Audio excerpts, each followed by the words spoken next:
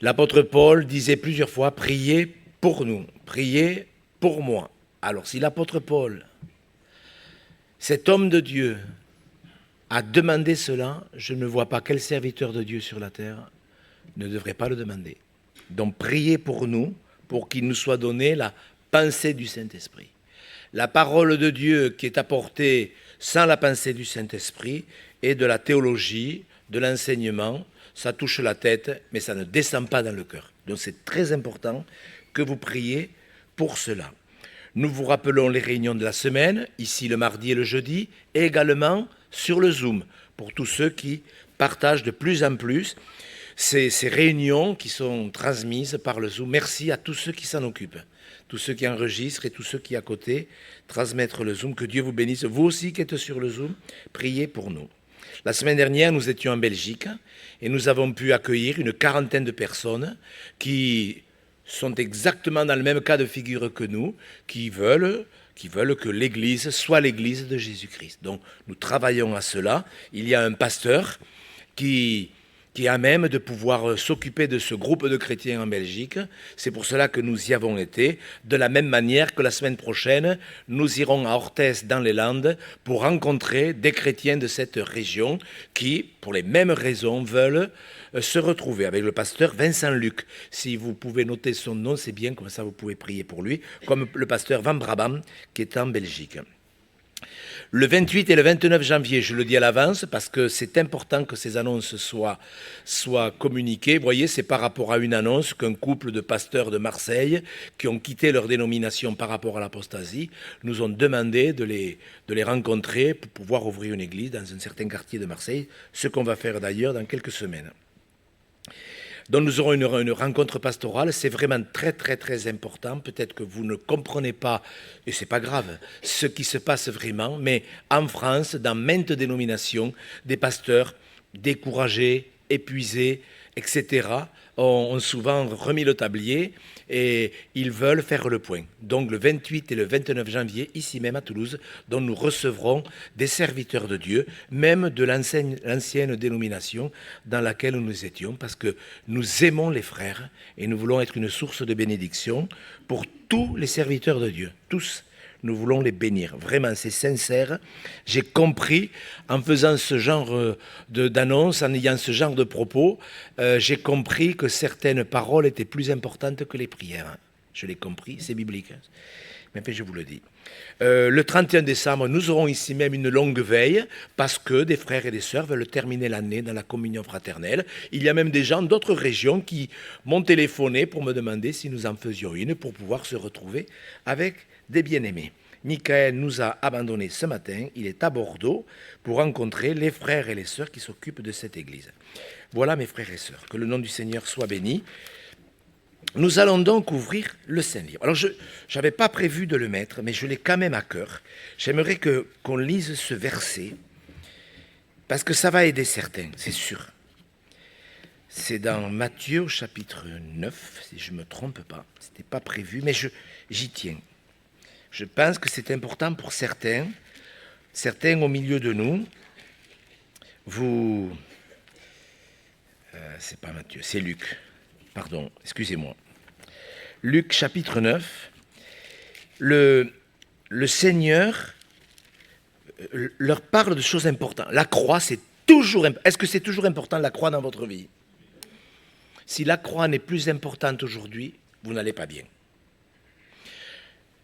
L'apôtre Paul disait, je ne veux savoir qu'une chose, Jésus-Christ crucifié. Si la croix n'est plus dans notre vie, nous ne sommes plus de véritables disciples. Ça, c'est sûr et certain. Et ce n'est pas un reproche, il faut qu'on le réalise. Regardez, je prends ce texte. Ce matin, il s'est imposé plusieurs fois, mais je pensais que c'était parce que j'avais prêché le dessus jeudi soir.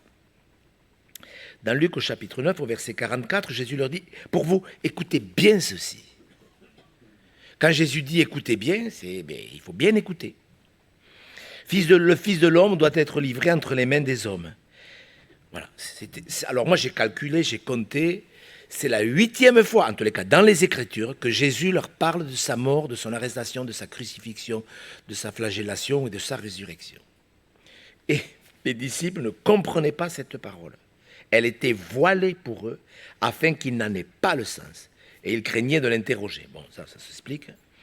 Et eux, ils avaient des pensées complètement opposées. Et c'est parce que leurs pensées étaient accaparées par d'autres choses qu'ils ne saisissaient pas la réalité de la croix. C'était voilé. Et je ne voudrais pas que votre esprit ce matin, votre cœur, soit voilé, parce que ce que nous allons partager m'a été imposé vraiment. C'est quelque chose d'extrêmement important pour chacun d'entre nous. Que vous soyez sur la montagne, que vous soyez dans l'abîme, c'est quelque chose d'extrêmement sérieux et extrêmement joyeux. C'est très sérieux. Donc nous allons apprendre ou réapprendre. Est-ce que des fois il faut réapprendre des choses? Eh oui. Nous allons peut-être apprendre ou réapprendre des choses sur la véritable prière. Celle qui plaît à Dieu. Il y a des prières qui plaisent à Dieu et il y a des prières qu'il ne supporte pas. C'est exactement ce qu'il dit. Je ne supporte pas vos louanges.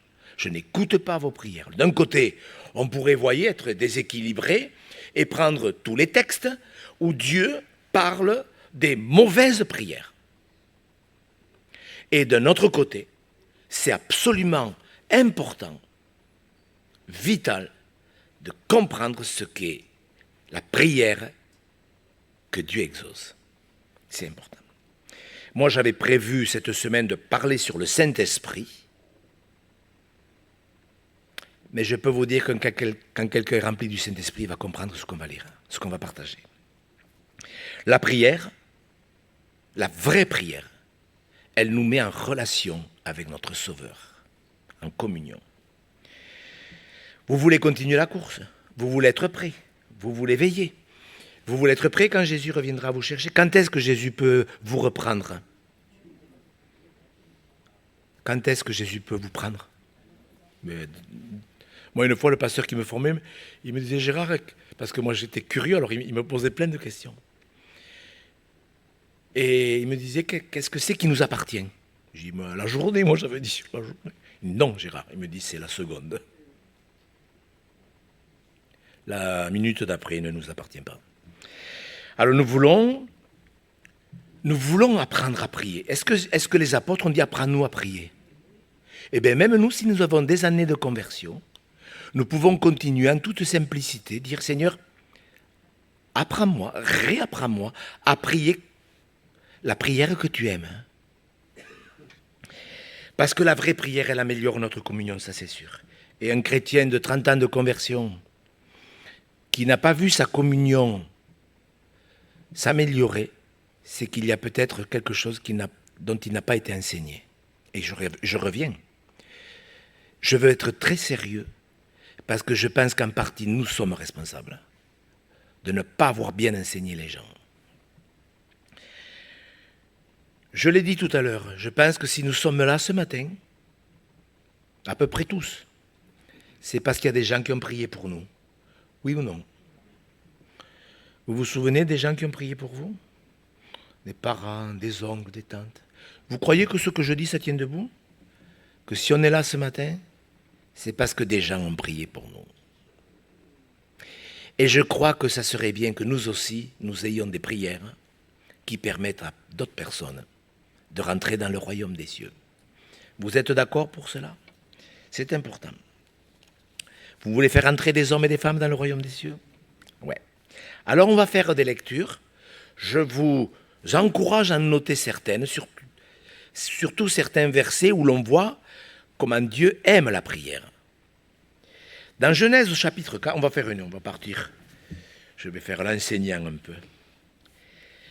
Dans Genèse au chapitre 4, il nous est dit que Seth, alors Seth, pas le chiffre, hein, le prénom, Seth c'est le fils de Adam. Alors, j'ai calculé un petit peu, peut-être que je me suis trompé de quelques années, mais ça fait entre 250 et 300 ans qu'Adam a été créé. Vous savez que les hommes vivaient très longtemps, dont Seth, son fils, a eu un fils. Genèse 5, verset 26. Seth eut aussi un fils, et il l'appela du nom d'Énoch. C'est alors que l'on commença à invoquer le nom de l'Éternel. Donc, environ 250 ans, 300 ans après la création, les hommes ont commencé à prier. C'est bien? Oui, c'est bien. Nous allons lire un autre texte, dans le Deutéronome au chapitre 4, le verset 7. Lorsque j'ai été convaincu qu'il me fallait préparer cette exhortation, je me suis engagé, je me suis promis de noter tous les textes qui montrent que la prière est quelque chose de beau, vraiment de beau. Deutéronome 4, verset 7. Regardez bien ce verset. Je pense, je ne prendrai pas le temps bien sûr, je pense que ce verset, il faudrait que je le lise 5 ou 6 fois. Je vous le propose de le faire chez vous. Vous voyez, de dire, tiens, mais quelle est en effet la grande nation qui est des dieux aussi proches que l'Éternel? Notre Dieu l'est de nous toutes les fois que nous l'invoquons. Je ne sais pas si vous réalisez. Ce texte nous dit que chaque fois que nous l'invoquons, Dieu est proche de nous. Vous ne croyez pas que ça vaut la peine de le méditer? Mais je sais pas, je suis, moi le premier, vous savez, moi ce week-end, ça m'a choqué cette prédication que j'ai préparée. Je pense que Dieu voulait que je fasse quelques réglages par rapport à ma perception. Et ce n'est pas parce que je presse depuis 42 ans que j'ai tout compris. Dieu, un Dieu proche de nous, toutes les fois que nous l'invoquons. On peut dire merci Seigneur. Les nations ont des dieux, les gens ont des dieux de pierre, d'argent, de plâtre. Je peux vous dire que ce n'est pas la même chose. Ce matin, mes frères et sœurs, dans quelques instants, nous allons prendre le pain et le vin. Je voudrais que nous réalisions ce que nous lisons. Nous avons un Dieu qui est proche de nous quand nous l'invoquons. Vous pouvez dire Amen, je pense. Et je pense que la prière est un véritable privilège. Vous le croyez ? Qu'est-ce que la prière pour vous? Parce que beaucoup de gens prient. Les croyants prient. Les gens de différentes dénominations prient. Il y a des chrétiens, vous le savez, qui ne font que réciter des prières. Vous êtes d'accord? Je ne vous apprends rien. La prière, c'est une grande bénédiction. C'est un privilège que nous avons. Je pense qu'on ne peut même pas le calculer. Lucas disait, lorsqu'il a présenté les chants, que Dieu, je ne sais pas si vous avez fait attention à la façon dont il a présenté un chant. Dieu aurait pu accomplir son œuvre, comme il a créé le monde, comme il a créé l'État d'Israël, comme il a créé le peuple d'Israël, comme il a mis en place l'Église, etc. Et puis il aurait pu nous dire, mais maintenant moi j'ai tout accompli, débrouillez-vous. Est-ce qu'il aurait pu le dire? C'est ça que tu as dit à peu près. Hein? Il aurait pu nous dire, maintenant écoutez, moi j'ai fait ma part, eh bien vous n'avez qu'à faire la vôtre. Est-ce qu'il aurait pu le dire? Et ne pas instituer la prière. Débrouillez-vous. Est-ce qu'il aurait pu le faire? Ben oui. Et nous, on est trop habitués. On est trop habitués à certains privilèges, à certaines bénédictions. Et mes frères et sœurs, il ne faudrait pas que nous méprisions certains bienfaits. Parce que c'est quand même quelque chose que Dieu nous dise qu'il est proche de nous toutes les fois que nous l'invoquons. C'est sérieux. Je le relis. Deutéronome 4, verset 7. Quelle est en effet la grande nation qui est des dieux aussi proches que l'Éternel? Notre Dieu qui est proche de nous toutes les fois que nous l'invoquons. Ah, que son nom soit béni. Oui, c'est un privilège. Qu'est-ce que ça veut dire? Qu'est-ce que ça veut dire? Parce que je sais qu'il y a des gens qui... Je le dis, je sais que je ne suis pas toujours très adroit. Ça, vous le saviez. Bon, pardon. Mais ça veut dire quand vous me prierez, quand vous me parlerez, quand vous m'invoquerez, je vous écouterai. C'est ça que ça veut dire. Donc, voyez, c'est pour ça que tout à l'heure, avant que le culte ne commence, j'ai pris ce verset qui était sur mon cœur vendredi soir. Vous savez, quand j'ai pas de réunion, quand j'ai pas de travail le soir, je me couche de bonne heure et je prends un verset. Je prends un texte. Et ce verset s'est imposé à mon cœur dans le psaume 86. On l'a lu tout à l'heure. Mais je vous assure, c'est ce verset clé qui m'a fait faire cette prédication. Psaume 86, verset 5, « Car tu es bon, Seigneur, tu pardonnes, tu es plein d'amour pour ceux qui t'invoquent. »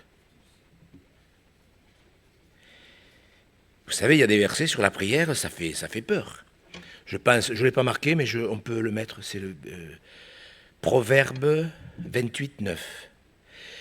Si quelqu'un détourne l'oreille pour ne pas écouter la loi, sa prière même est une... Ah oui, vous l'avez... Ouais. Je ne vois pas pourquoi je vous mettrai les versets, vous les mettez aussi vite que quand je vous les écris. Vous êtes d'accord qu'il y a des versets qui font quand même pitié. Celui-là.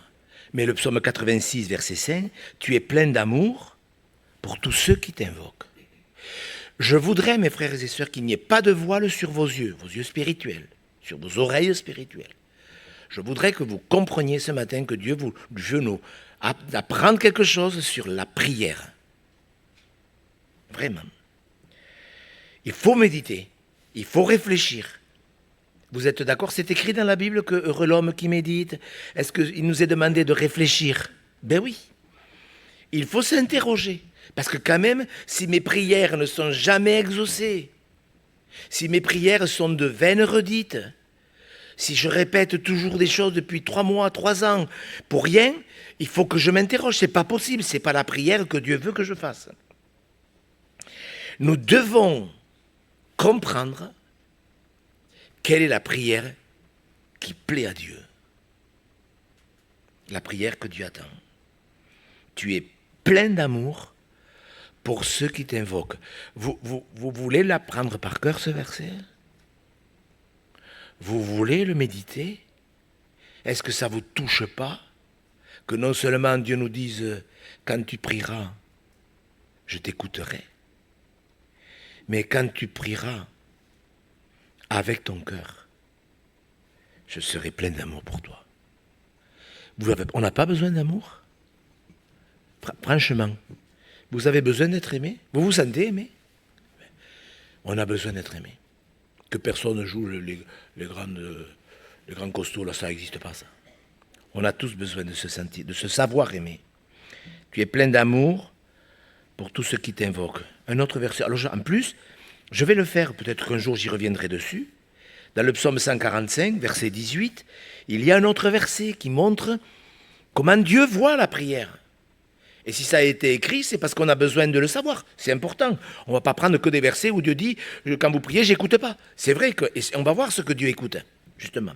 C'est pour ça que j'ai fait cette exhortation. Psaume 145, verset 18. « L'Éternel est près de tous ceux qui l'invoquent. » Amen. Ben oui. De tous ceux qui l'invoquent avec sincérité.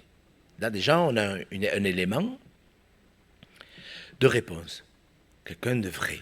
Parce que des prières hypocrites, Jésus en parle. Hein. C'est sûr que ce n'est pas le genre de prière qui fait que Dieu est proche. L'Éternel est près de tous en plus, tous ceux qui l'invoquent. Et vous et moi, nous voulons faire des progrès. Nous voulons garder la parole. C'est important pour vous de faire des progrès? Vous avez quel âge? Vous êtes jeune? Vous êtes vieux? Dans quelle catégorie vous êtes? Jeune ou vieux? Au milieu. Moi, je suis jeune. Ouais. C'est comme ça. Est-ce que vous voulez faire des progrès? Oui. Je pense qu'un vrai chrétien... Hier, on m'a posé la question. Vous savez, quand Paul dit « Mais notre être extérieur, en parlant du corps, qu'est-ce qu'il fait? Il se détruit. Mais notre être intérieur, notre âme, notre esprit, se renouvelle de jour. Donc, il va de soi que nous devrions tous vieillir en faisant des progrès. C'est clair. Et je pense que c'est notre désir, j'espère. Et vous savez, moi, ça fait 42 ans que je prêche. Bon, ça veut rien dire. Hein. Ça veut rien dire. Enfin, bon, ça donne une idée. Et je pense que le Seigneur a voulu faire des réglages, déjà dans mon petit cœur, sur la prière.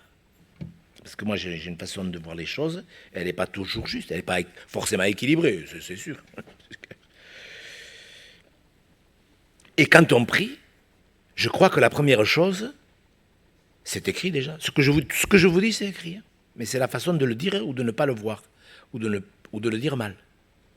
La Bible dit, quand tu entres dans la maison de Dieu, ne te presse pas de parler. Mais approche-toi pour écouter. Plutôt que pour offrir le sacrifice des insensés. Donc, on voit bien que Dieu veut que nous ne nous précipitions pas lorsque nous prions, nous ne sommes pas des machines. Dieu veut que nous apprenions à écouter. Si j'ai bien compris ce que j'ai partagé avec vous ce matin, d'une manière archi intelligente, je parle spirituelle, archi intéressante, Dieu veut s'approcher de nous quand nous prions. Vous le voyez comme moi? C'est bien? Un peu, oui. Parce que pouvoir s'approcher de Dieu, c'est quelque chose. Essayez de vous approcher, ne serait-ce que du maire de Toulouse. C'est pas sûr que vous ayez un rendez-vous comme ça. Et nous pouvons nous approcher de Dieu. Vous allez me dire, oui, mais c'est normal, le Saint-Esprit est tout-puissant, il y a des milliards d'anges, etc. D'accord, mais enfin, il n'est pas obligé. Ces versets sont clairs et il faut que nous soyons sérieux. Ces versets que nous venons de lire font que nous sommes tenus de croire que lorsque nous nous mettons à prier, Dieu se tient près de nous. Oui ou non? Oui. Il est près de tout ce qu'il invoque avec sincérité. C'est important pour comprendre la prière. Vraiment. De toute façon, si on a lu la Bible, si vous avez lu, je pense, au psaume 139, parce que pour ceux qui découvrent ou pour ceux qui ont besoin de le relire, Dieu sait tout. Il sait quand nous nous levons. Oui ou non? C'est écrit. Quand nous nous couchons. Est-ce que c'est écrit? Tu sais quand je me lève, quand je me couche. On connaît le psaume 139, c'est archi rassurant. Ça prouve que Dieu voit tout, il contrôle tout. C'est archi rassurant. Il voit toutes choses. Quand nous travaillons, quand nous faisons ceci, quand nous faisons cela, il a voulu que nous le sachions. Il y a des choses dans la Bible, elles ne sont pas écrites. Parfois, il y a des chrétiens qui me disent, oui, pourquoi Dieu ne nous a pas dit ceci sur les nouveaux cieux, la nouvelle... J'ai écouté, c'est qu'on n'en a pas besoin. Par contre, tout ce dont on a besoin de savoir est consigné dans le Saint-Livre. Ça, c'est sûr. Le Seigneur a dit, il l'a dit ça. Je vous ai dit toutes choses. Donc, il faut que l'on comprenne sur la prière, parce que souvent, on nous a peut-être, moi le premier, on nous a peut-être culpabilisés par rapport à notre façon de prier, et des fois, ça tenait debout, parce qu'il y a la bonne culpabilité, s'il y a la mauvaise, il y a aussi la bonne, mais ces textes que nous venons de lire nous prouvent, Dieu veut que l'on sache que quand on prie comme il veut que nous prions, il est près de nous et il est plein d'amour. Mes frères et sœurs, c'est sérieux. Pourquoi il se tient près de nous? Parce que vous savez, moi, cette question, je ne l'aurais pas posée il y a 20 ans. Mais je me rends compte qu'il y a des gens, c'est biblique, qui sont tordus. Vous l'avez peut-être remarqué. Pourquoi Dieu s'est intéressé? Parce que moi, c'est comme ça que les gens me parlent. Et pourquoi? Pour nous narguer? Pour nous épier? Pour nous accabler? Pour nous refuser? Non. Dieu se tient près de nous pour nous aider. Et nous sommes tenus de croire ces choses. Vous savez, moi je me remets en question parce que comme je l'ai dit, c'était pas du m'as-tu vu, moi je veux faire des progrès. Parce que moi vous me voyez comme un pasteur, mais moi que je me vois comme un chrétien. Est-ce que vous comprenez? Moi je suis un chrétien qui prêche. Mais je suis d'abord un chrétien. Et quand nous prions, la première chose que nous sommes tenus de croire, c'est que Dieu se tient près de nous. Le cœur rempli de son amour quand nous sommes vrais. C'est important ça. Si nous réalisions, réfléchissions, si nous pensions que toutes les fois que l'on prie, nous réalisions que Dieu est vivant, Je pense que ça bannirait beaucoup de choses. Nos prières toutes faites. Hébreux 11, 6. Qu'est-ce qu'il a dit? Il faut que celui qui s'approche de Dieu croit que Dieu existe et qu'il est le rémunérateur de ceux qui le cherchent. Il faut que celui qui s'approche de Dieu, c'est tout. Il n'est pas dit, il faut que celui qui s'approche de Dieu aille à toutes les réunions, qu'il ait lu au moins le Nouveau Testament. Il faut que celui qui s'approche de Dieu, il donne sa dîme, surtout ça, malheureux. Il faut que celui qui s'approche de Dieu, il passe 1 heure tous les jours à lire sa Bible. Non. Il faut que celui qui s'approche de Dieu croit que Dieu existe. C'est sûr, si quelqu'un ne croit pas que Dieu existe, des prières, ça va être compliqué. Sinon, ça va être de la religiosité. Et c'est ce qui a fait que des milliers de gens, ça explique peut-être pour quelqu'un qui découvre l'Évangile, pourquoi il y a tant et tant de dénominations, tant et tant de religions. C'est parce que nous sommes devenus des religieux dans le mauvais sens du mot. Il y a une religion, mais il n'y a pas de la communion. De la superstition, il y a beaucoup de superstitions. Des gens qui vont à l'église au cas où. Nous avons un Dieu vivant. Il a tout créé dans les cieux et sur la terre. Alors je vais partager 3 points avec vous. Je ne veux pas être long, mais je pense qu'il faut accepter le fait. Je ne veux pas bâcler ces 3 points. Parce que l'exaucement de nos prières est certainement lié à ces 3 choses qu'on va lire, même si on l'a expliqué de façon différente. Et Dieu a ce pouvoir de nous expliquer les façons de plusieurs manières différentes, ce que nous, on n'a pas justement. Alors, lisons dans le psaume 130. Ces 3 points, je vous encourage à les noter. Bon, peut-être pas parce que vous avez la possibilité de réécouter cet enseignement sur la chaîne. Mais quand même, regardez le psaume 130. On ne va pas le lire tout en entier, on va lire le premier verset. Je vous encourage à méditer ce psaume chez vous, comme je le fais ce matin, comme j'indique comment le faire. Regardez le psaume, Cantique des degrés, c'est certainement David qui l'a écrit. Regardez bien, frères et sœurs. Je ne voudrais pas qu'il y ait un voile, parce que quand des chrétiens pensent qu'ils ne peuvent plus prier parce qu'ils sont au fond du trou, vous voyez, il y a un voile. Qu'est-ce que dit le psalmiste? Du fond de l'abîme, je t'invoque, ô Éternel. C'est bien qu'il y ait plein de prières comme ça dans la Bible. Le gars, il n'est pas sur la montagne, à genoux, en train de lever les bras vers le ciel, il est dans l'abîme. Je ne sais pas où vous êtes. Je ne sais pas ce que vous êtes en train de vivre.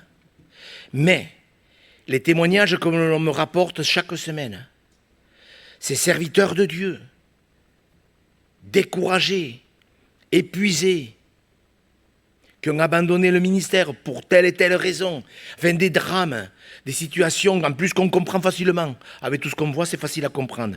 Mais enfin, où que vous soyez, dans quel abîme vous puissiez vous trouver, je ne parle pas d'un abîme physique, géographique, je ne parle pas d'une caverne, au fond d'une caverne, ou au fond de l'eau, dans un sous-marin. Vous voyez ce que je veux dire? Je parle d'un abîme spirituel. On lit trop vite la parole. Le psalmiste, il est dans l'abîme. Ça parle d'une grande défaite. Est-ce qu'un chrétien peut connaître une grande défaite? Ben oui. Est-ce qu'un chrétien peut connaître un désastre spirituel? Ben bien sûr. Un abîme spirituel. Dans les profondeurs. Combien on a dit, ben maintenant t'as vu dans l'état que tu es mis, eh bien n'attends pas ce que Dieu t'aide maintenant. Moi j'ai entendu toutes ces âneries. Tu n'avais pas qu'à te mettre dans le seau. Mais moi, je ne lis pas ça dans la Bible.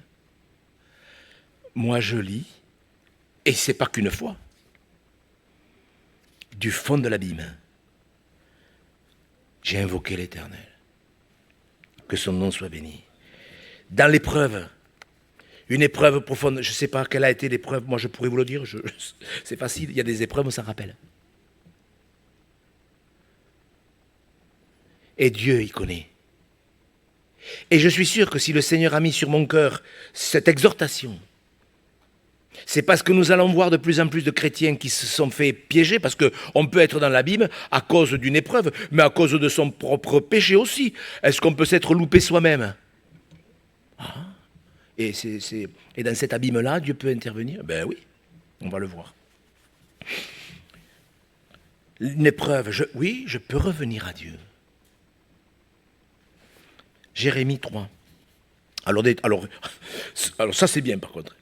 Mais on n'a que l'embarras du choix. Que l'embarras du choix. Ça c'est bien, je vous assure que c'est bien. Lamentation de Jérémie 3. Regardez le verset 55. Comment? Lamentation, qu'est-ce que j'ai dit? Eh bien oui, c'est Jérémie. Eh bien c'est Lamentation de Jérémie. 3,55. Regardez bien. Mes frères et sœurs, c'est merveilleux. Jérémie, ça n'a pas été facile pour lui. Il a fait plein de prophéties. Il n'a rien vu, cet homme. Et je peux vous dire qu'il est resté attaché à Dieu. Il n'a rien vu. J'ai invoqué ton nom, ô Éternel. Où? Du fond de la fosse. Tu as entendu ma voix. Ne ferme pas l'oreille à mes soupirs, à mes cris. Au jour où je t'ai invoqué, tu t'es approché. Moi, je ne suis pas pour les cris dans les églises, je suis contre ça. Mais à des moments, on peut dire Amen. Le jour où je t'ai invoqué, tu t'es approché. Et au verset 47, il le dit, notre partage a été la terreur et la fosse. Verset 53, ils ont voulu mettre fin à ma vie dans une fosse. Enfin, quand vous lisez les lamentations de Jérémie, en fait, c'est extrêmement grave et en même temps, c'est extrêmement rassurant. C'est que quand un homme se retrouve dans l'abîme, Dieu s'approche. Merci Seigneur. Le jour où tu as entendu ma voix, le jour où je t'ai invoqué, tu t'es approché. Où que l'on se trouve, où que vous vous trouviez, si vous êtes vrai, je ne parle pas d'hypocrites et de gens qui font du cinéma. Je parle d'hommes et de femmes qui sont vrais. Où que vous soyez, quel que soit l'abîme physique ou spirituel dans lequel vous puissiez vous trouver, Dieu s'approchera. Que son nom soit béni. Oui, parce qu'on a tendance à faire croire aux gens que les chrétiens que Dieu écoute, ce sont ceux qui sont au top niveau. Oui, c'est vrai, tant mieux si nous progressons et si nous montons l'escalier. Tant mieux si nous sommes sur la montagne. Mais Dieu n'écoute pas les gens qui sont sur la montagne. Parce que moi, j'ai entendu tellement de bêtises. Et que d'exemples dans la Bible. Moi, je trouve ça merveilleux. Un jour, j'avais lu un bouquin où un pasteur, mais c'était pas bien ce qu'il avait dit. Il avait dit, Dieu cafarde les erreurs et les échecs des gens. Dieu est un cafardeur. Moi, je n'avais pas apprécié ça. Moi, je ne crois pas que Dieu a cafardé. Moi, je crois que Dieu a voulu que nous connaissions les échecs de certains hommes de Dieu pour que nous comprenions cette honnêteté. Et je crois que c'est plus encourageant qu'autre chose. Non, Dieu ne cafarde pas, c'est ridicule de dire un truc pareil. Que d'exemples dans la Bible qu'a invoqué Dieu quand ils ont péché, volontairement ou non. Moi, vous savez, j'entends tellement de choses que je change moi aussi par rapport à ma façon de voir. Quand Dieu a dit à Jonas, va à droite, qu'est-ce qu'il fait? Et il va à gauche. Un pasteur. Samson qui a bradé cet homme qui avait reçu de Dieu, consacré avant sa naissance, choisi avant sa naissance. Un homme de Dieu qui aurait pu faire quelque chose d'extraordinaire sur la terre, il a bradé sa consécration. Vous connaissez? Il ne savait même pas que l'Éternel s'était retiré de lui. Tellement il a joué avec le don qu'il avait reçu. Qu'est-ce qu'il a fait? Il s'est retrouvé dans la vie. Enfin, quand on a les yeux crevés, quand on se retrouve dans la prison de l'ennemi, quand on se retrouve enchaîné, à tourner la meule, etc., je pense qu'on est dans l'abîme. Vous avez lu son histoire? Vous avez lu l'histoire de Samson? Il fait même partie dans les Hébreux 11 des héros de la foi. Eh bien lui aussi, quand il a été dans l'abîme, il a dit, Seigneur, donne-moi de la force, encore une fois. Dieu aurait pu lui dire, écoute, tu as dépassé les bornes. Oui ou non? Ben oui. Moi, vous savez, il y a des textes, je les connais, je les ai médités 50, 100 fois. Mais là, à la lumière de ce que je suis en train de vous dire, on voit que Dieu est plein d'amour. Samson, il a vraiment pas été bien. Et je pense que dans bien des dénominations, il aurait été exclu. Je suis sérieux, je ne fais pas des allusions ni rien. Dans plein de dénominations, il aurait été exclu, définitivement. Mais il a dit à Dieu, écoute Seigneur, je me suis trompé. Il a dû demander, vous croyez qu'il a demandé pardon à Samson? Je pense, oui. Et Dieu l'a aidé. Bien sûr que la prière qu'il a fait avant de... Moi, c'est une prière que je ne comprends pas. Souviens-toi de moi, que je tire vengeance sur mes ennemis pour mes deux yeux, parce qu'il était contrarié. Bien sûr, c'est la chose qui avait dû le plus l'affliger, qu'on lui crève les yeux. Je parlais de Jonas. Jonas, lui aussi, il a désobéi. Lui, s'est retrouvé dans l'abîme, mais au niveau... Pas au sens figuré, au sens propre. Qu'est-ce qu'il a fait au fond de l'abîme? Il a crié à Dieu. Dieu aurait pu le laisser, vous savez, quand il a sauté du bateau. Parce que c'est une forme de suicide. Il a dit, jetez-moi dans la mer. Dieu aurait pu dire, écoute, Jonas, il ne fait pas l'affaire. C'est qui le prochain? Bon, son fils, Jonas 2. Allez hop. Est-ce que Dieu aurait pu faire... Nous, on fait comme ça. Je fais un peu d'humour, c'est pas intelligent, je sais, mais ça fait rien. C'est pour vous expliquer que quand Dieu a choisi quelqu'un, il y a des fois où cette personne, il ne changera pas. Et le don que j'ai apporté tout à l'heure devrait faire réfléchir. Parce qu'il y a des choses dans la Bible qui sont difficiles à comprendre. Mais des fois, Dieu a choisi quelqu'un, et ce quelqu'un, il le formera. Même si ça prend des années, des décennies de plus, comme pour Moïse, que ça a dû prendre plus de temps que prévu. Mais qu'est-ce qu'ils font, ces hommes? Alors, écoutez-moi bien, parce que c'est un peu le cœur. Ces hommes, ces femmes, écoutez-moi bien, s'il vous plaît. Je sais que les chrétiens n'écoutent pas. Ces hommes, ces femmes, qui dans l'abîme, dans la fosse, ont prié, et où Dieu s'est approché, c'est des gens qui n'ont pas demandé la bénédiction. Ils ont demandé pardon. Regardez dans le psaume 130 si vous y êtes. Vous voyez? Le psalmiste, il s'est loupé sûrement. Fait là, je ne sais pas ce qu'il a fait. Ce n'est pas important. Verset 3. Si tu gardais le souvenir des iniquités. Vous êtes heureux que Dieu efface tous les péchés? Tous? Oui. Les gens qui connaissent Dieu, ils l'ont compris ça. Si tu gardais le souvenir des iniquités éternelles, Seigneur, qui pourrait subsister, mais le pardon se trouve près de toi, afin qu'on te craigne. Mes frères et sœurs, écoutez-moi, je sais que nous avons été dans des mouvements différents, parce que, bon, comme vous êtes de plus en plus nombreux, de plein de dénominations à m'écouter, je sais que nous avons été enseignés par rapport à la repentance. Et c'est vrai que Dieu efface toutes les iniquités. Avant la conversion, merci Seigneur, après aussi. Mais il y a des moments où quand nous nous retrouvons dans des situations difficiles, à cause de nous, de notre faute ou à cause d'autres paramètres, qu'importe, on s'en fiche. Oui, peut-être c'est un peu radical, mais ce n'est pas grave. La prière que Dieu exaucera, c'est Seigneur, pardon. Parce que si dans l'abîme, je commence à dire Seigneur, bénis-moi, Seigneur, je voudrais une autre voiture. Alors là, je fais un peu d'humour. Mais je crois qu'il y a des moments, ce n'est pas la peine de demander la bénédiction. Je crois qu'à des moments, la seule prière qu'il faut que nous formulions, c'est avec le cœur. Seigneur Jésus, du fond du cœur, je te demande pardon. Tu es plein d'amour pour ceux qui t'invoquent comme ça. C'est sérieux ça. Il y a des situations, c'est la seule prière. Le Samson, il a demandé pardon, vous pouvez être sûr. La prière de Jonas, vous pouvez la lire, c'est un livre très court.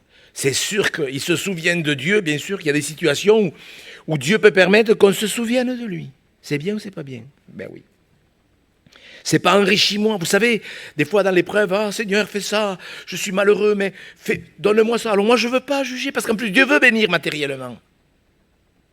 Je ne sais pas dans quelle situation mon frère, ma sœur, vous vous trouvez. Et vous savez, je pèse mes mots. Parce que des fois, je me laisse aller et je dis des choses qui ne sont pas tout à fait justes. En globalisant des situations, ce n'est pas bien. Mais ce matin, je fais attention. Je fais vraiment attention. Parce que je sais que Dieu vous aime. Je le sais. À chacun. Même si vous n'allez pas trop bien. Même si on ne l'aime pas trop. Lui, il nous aime. Et il ne veut pas nous laisser dans la panade et dans l'abîme. Mais il sait qu'il ne faut pas que nous nous trompions quand même de supplication. Et si ce n'est pas malsain de dire Seigneur, bénis-moi, je crois qu'à des moments, ce n'est pas la prière qu'il faut faire.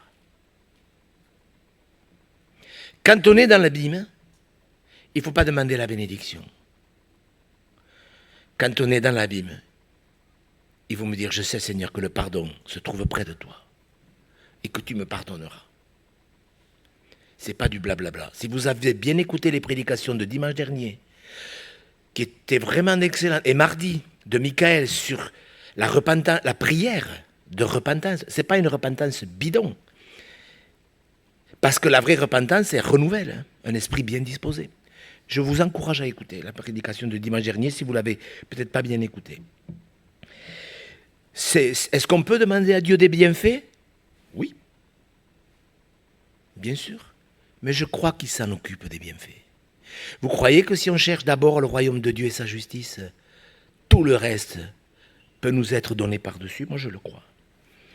Dans la Bible, alors on n'a pas le temps, mais on pourrait prendre tous les textes, des hommes et des femmes, en particulier David, qui pendant plus de 10 ans s'est retrouvé dans la Bible à cause de son mentor qui a voulu le tuer.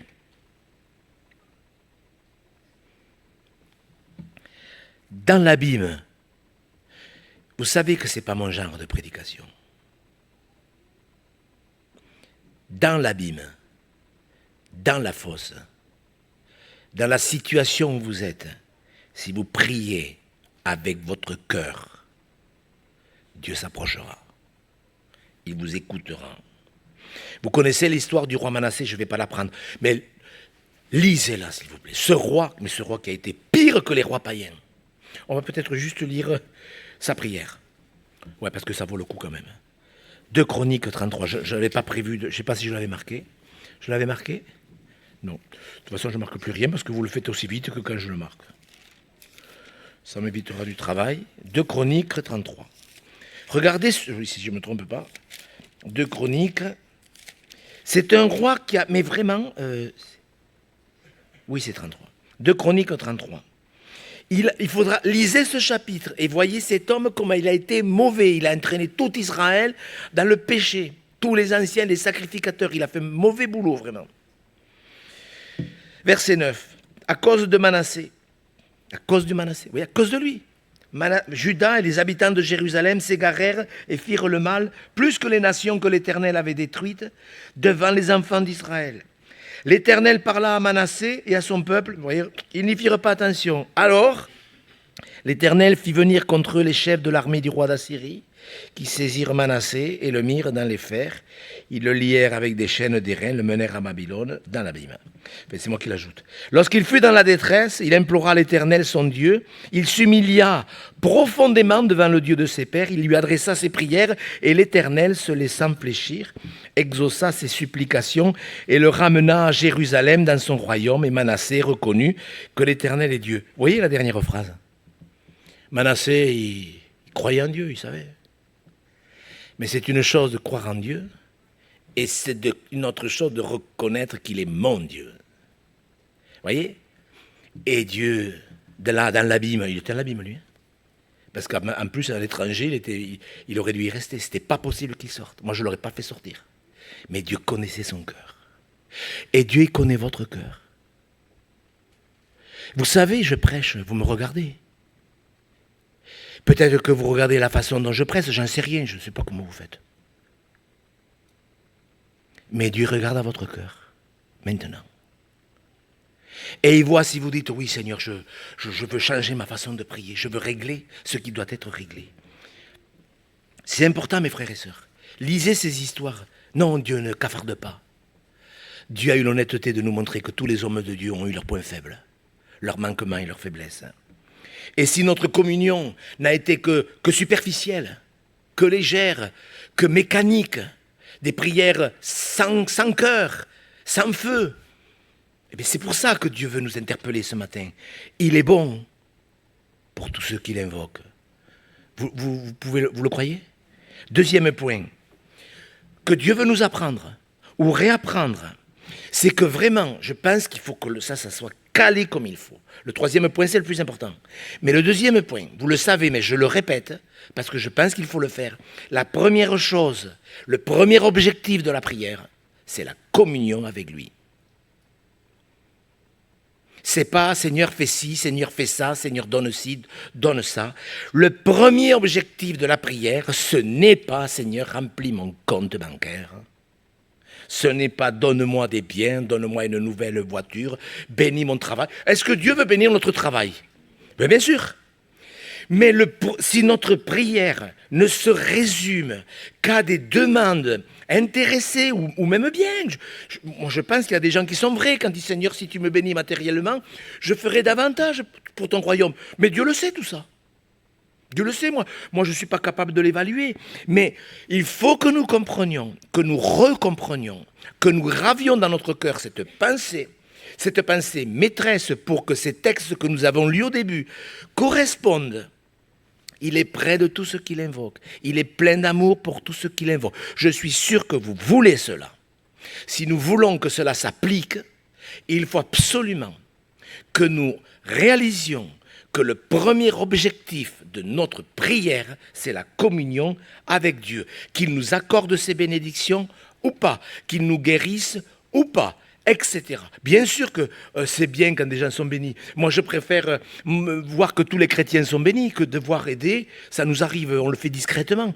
Mais des fois, on aide des gens qui n'arrivent pas à la fin du mois et on n'a rien à dire. Au contraire, vous êtes d'accord qu'on aide des gens qui n'arrivent pas?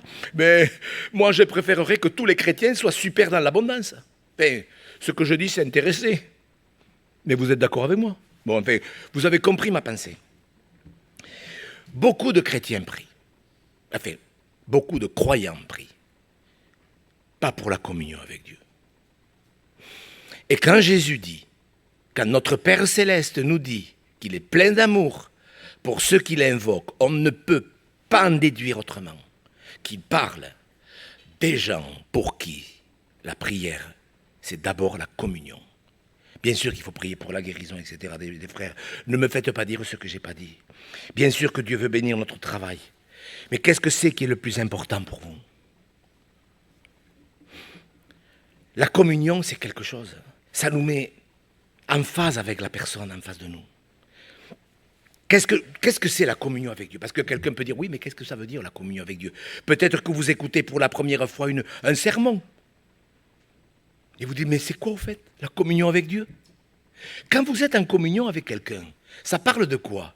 Quand vous êtes en communion de pensée, vous avez de sentiments, il y a plein de réciprocité. Vous êtes d'accord? Si vous êtes en communion avec moi, vous savez ce que j'aime, vous connaissez mes pensées, mes désirs, oui ou non? Si vous êtes en communion avec moi, vous connaîtrez ce que je pense, ce que j'aime, ce que j'apprécie, ce que j'aimerais, etc., etc. Et vice-versa. Je connaîtrai ce que vous aimez. Quand nous nous apprécions avec quelqu'un, nous ne nous fuyons pas. Vous êtes d'accord? Bon. Et une personne qui a une communion avec Dieu, c'est une personne qui ne s'approche pas de Dieu que pour des bienfaits. Seigneur, donne, vous connaissez ce texte. C'est une personne qui veut être en communion avec Dieu. Et quand elle commence à prier, elle réalise qu'une personne vivante est là. Notre Père Céleste. Que son nom soit béni. Vous aimez sa présence? Vous savez, hier soir, je pensais à un verset, on va le lire, parce que je l'ai marqué, psaume 119, verset 72. C'est David qui parle dans ce psaume qu'il faut lire quand on n'a pas envie de lire en entier. Dans le psaume 119, le verset 72, qu'est-ce qu'il est dit? Que sa présence vaut mieux. Alors, on va Alors, réfléchissez bien à ce qu'on va lire. C'est le roi David qui parle. il aime Dieu. Il a fait plein d'erreurs dans sa vie. Il s'est trouvé dans l'abîme plein de fois. Dieu l'a relevé parce qu'on l'a lu, Dieu sort de l'abîme. Et il dit que sa présence vaut mieux que 1000 objets d'or et d'argent.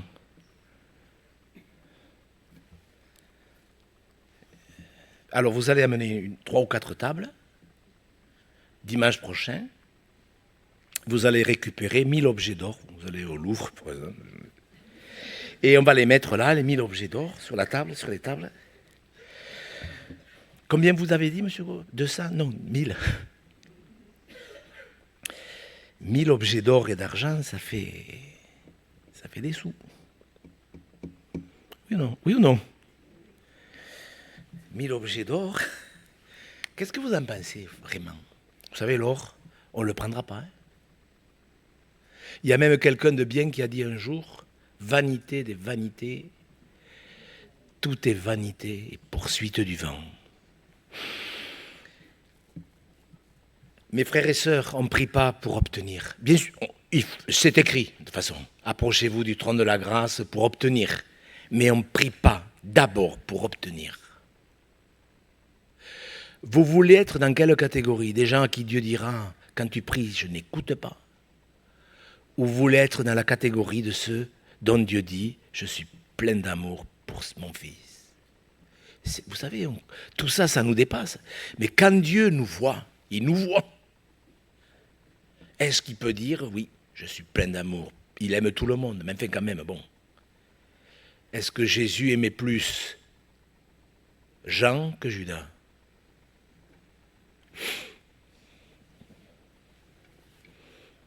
Et il faut me répondre. Je ne continuerai pas tant que je n'aurai pas la réponse.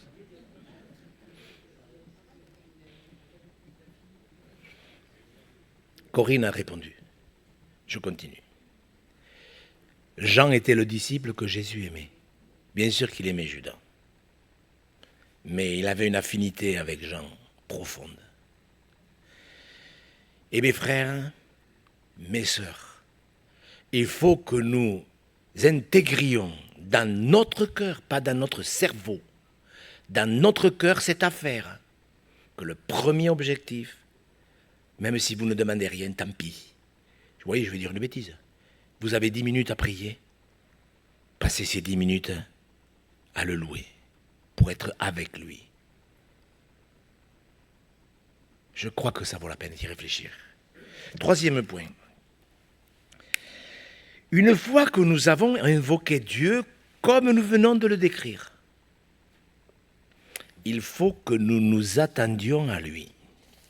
Hier, avec mon épouse, pendant notre petit partage, on a eu cette réflexion. On parlait des personnes. Alors, ce que je vais dire, c'est, je pense qu'on l'a tous pensé. Nous avons parlé de certaines personnes. Alors, je pense que je vais mal le dire parce qu'il faut que je sois court. Mais vous êtes d'accord qu'on a parfois pensé de certaines personnes, cette personne, elle est, pour moi, elle est sans intérêt, je n'attends rien d'elle. Est-ce que ça s'est déjà arrivé, ça? Allez, soyez honnête, ne faites pas de... Est-ce qu'on peut avoir pensé plus ou moins à cette personne, je n'attends rien d'elle? Oui ou non? Bon, c'est bon. Ça peut arriver. Alors, il faudrait une longue explication sur ça, mais ce n'est pas le but de la prédication. Alors, le but, écoutez bien ce point, c'est peut-être le plus important de tout ce que j'ai dit. Qu'on dise ça d'une personne, bien sûr que ce n'est pas bien. Et ça peut être vrai. Mais rendez-vous compte, quand on prie et qu'on n'attend rien de Dieu.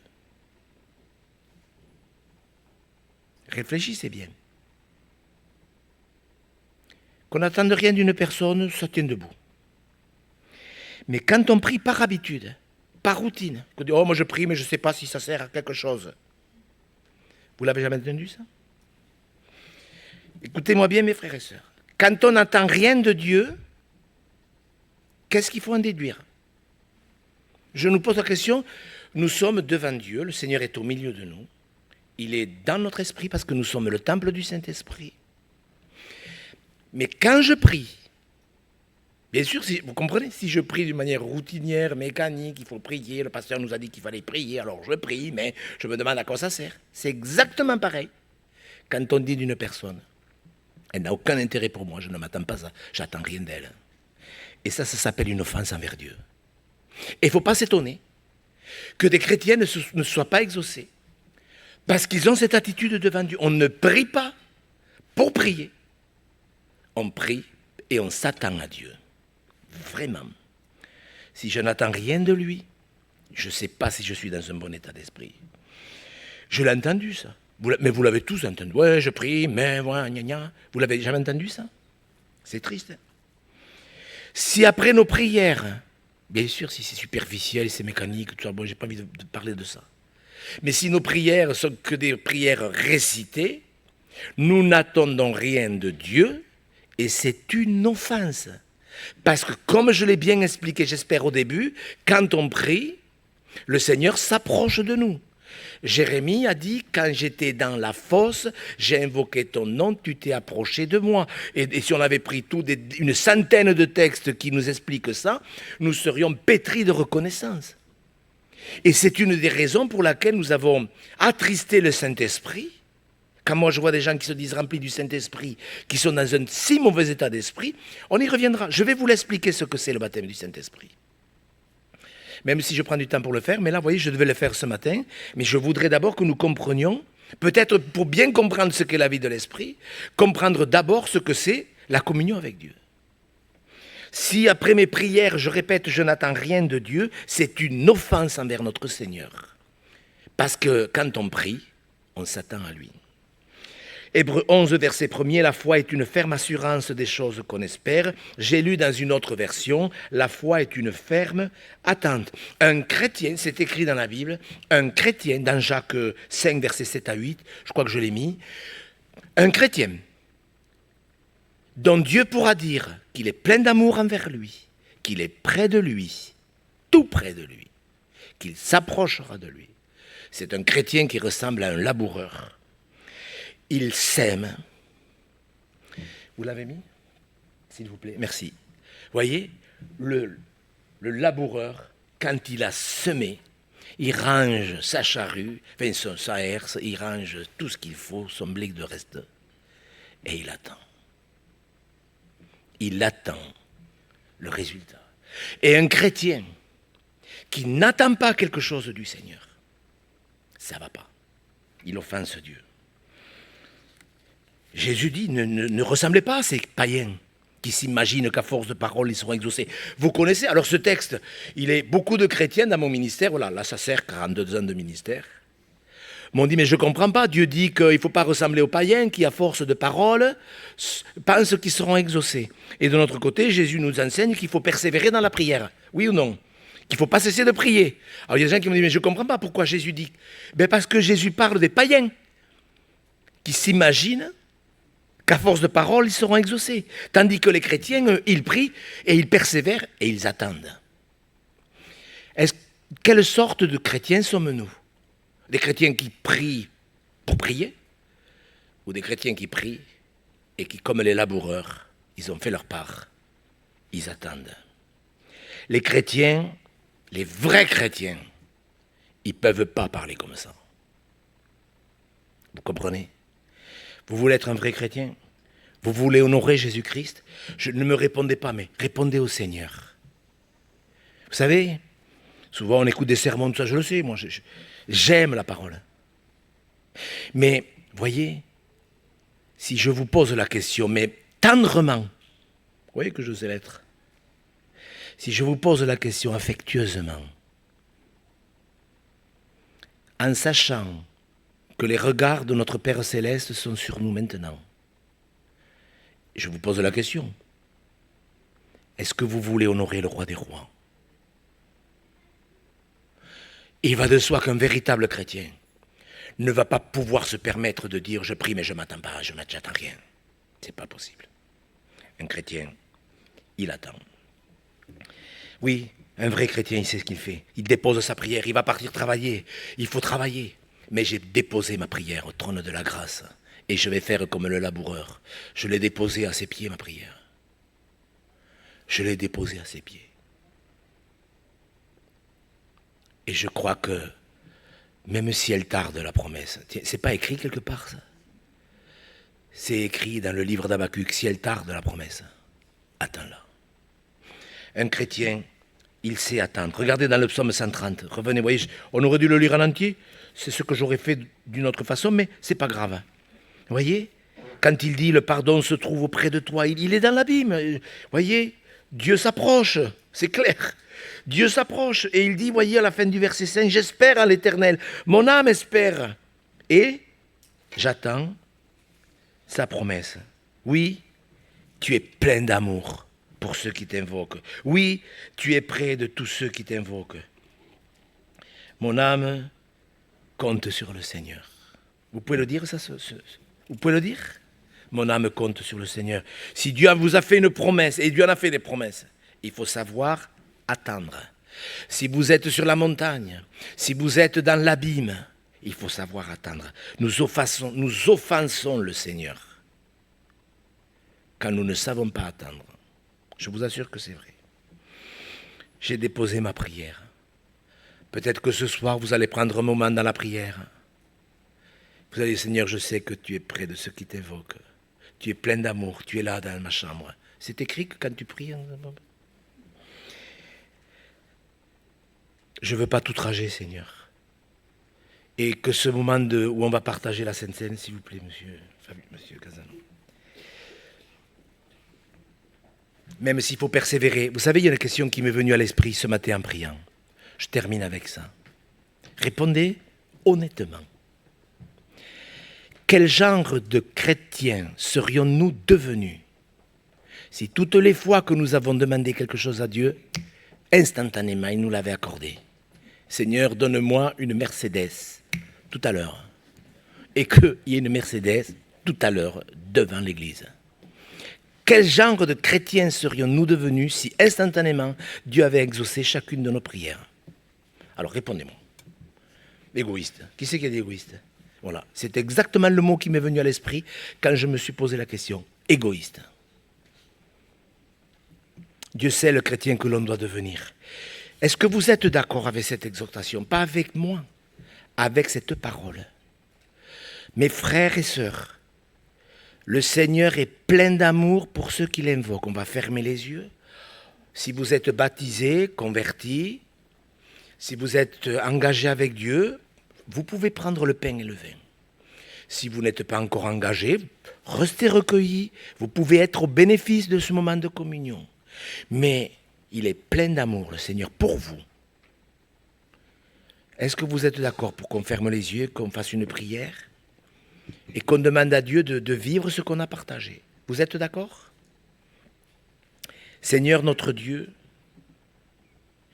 tu as voulu que nous sachions que tu étais près de nous lorsque nous t'invoquions.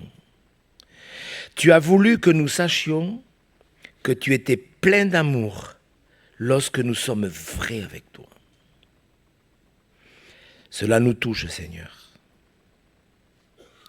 Et ensemble, nous te demandons pardon pour toutes les fois où nos moments de prière n'étaient que des moments où nous te demandions des choses.